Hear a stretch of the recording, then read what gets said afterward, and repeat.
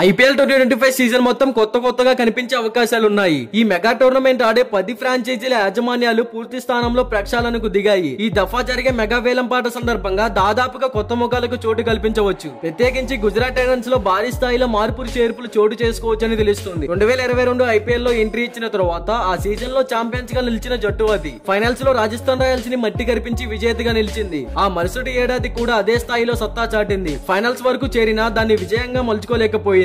ఈ సీజన్ లో మాత్రం చతికిల పడింది ఆ టీం. లీగ్స్ దశలో ఆడిన 14 మ్యాచ్ల్లో గెలిచింది 5 2 రద్దయ్యాయి. 12 పాయింట్లతో 8వ స్థానంతో సరిపెట్టుకోవాల్సి వచ్చింది. ఈ ఓటమి అనంతరం Gujarat Titans franchise CVC Capitals భారీగా మార్పులు చేర్పులకు తెర తీసినట్టే కనిపిస్తోంది. ఇందులో భాగంగా తొలివేట హెడ్ కోచ్ పై వేయడం ఖాయమైనట్టే. హెడ్ కోచ్ ఆశీష్ నెహ్రాకు ఉద్వాసన పలకారని నిర్ణయించుకున్నట్లు తెలుస్తోంది. 3 సంవత్సరాల ఆశీష్ నెహ్రా కాంట్రాక్ట్ గడువు ముగిసినప్పటికీ దాన్ని రెన్యూవల్ చేయకపోవడం ఈ అనుమానాలకు మరింత బలపరుస్తోంది. మెగా వేలంపాట కంటే ముందే దీనిపై అధికారిక ప్రకటన చేసే అవకాశాలు లేకపోలేదు. జట్టు ఆవిర్భావం నుంచి అంటే 2022 నుంచి హెడ్ కోచ్ గా కొనసాగుతున్నాడు ఆశీష్ నెహ్రా. కోచ్ తో పాటు కొందరు ప్లేయర్లను కూడా తొలగించవచ్చని చెబుతున్నారు. ఈ జాబితాలో కొందరు విదేశీ ప్లేయర్లు కూడా ఉండవచ్చు. ఆశీష్ నెహ్రాను తొలగించాల్సి వస్తే ఆ స్థానాన్ని గ్యారీ క్రికెస్టన్ తో భర్తీ చేయవచ్చని స్పోర్ట్స్ వెబ్సైట్ అయిన క్రిక్ బజ్ అంచనా వేసింది. ప్రస్తుతం క్రిస్టన్ బ్యాటింగ్ కోచ్ కమ్ మెంటర్ గా వ్యవహరిస్తున్నాడు ఇదే టీం కు. ఆయనకు హెడ్ కోచ్ గా ప్రమోషన్ కల్పించవచ్చని తెలిసింది. టీం డైరెక్టర్ గా ఉన్న విక్రమ్ సోలంకిని బ్యాటింగ్ కోచ్ గా అపాయింట్ చేయవచ్చని పేర్కొంది. మరి దీనిపై క్రికెట్ ఫ్యాన్స్ గా మీరేమంటారో కామెంట్ చేయండి. ఇలాంటి మెగా వేలానికి సంబంధించిన పూర్తి వివరాలు మీరు ముందుగానే తెలుసుకోవాలి అనుకుంటే